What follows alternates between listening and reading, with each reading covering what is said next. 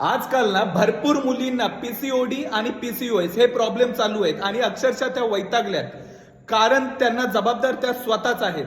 कारण त्यांचं बाहेरचं अनलिमिटेड खात राहणं, कारण तोंडावरती कंट्रोल नाहीये. तर तायांनो, यावरती उपाय एकच आहे, जे मी सांगतोय ते तुम्ही फॉलो करा, बाकी सगळ्या गोष्टी कंट्रोल होतील.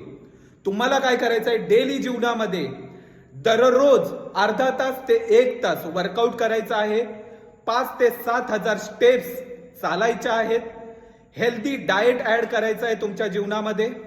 जे काही खात असाल सगळं बंद करा इमिडिएट. प्रोटीनयुक्त आहार घ्यायचा आहे. Healthy carbs, healthy fats add करा जेवणामध्ये.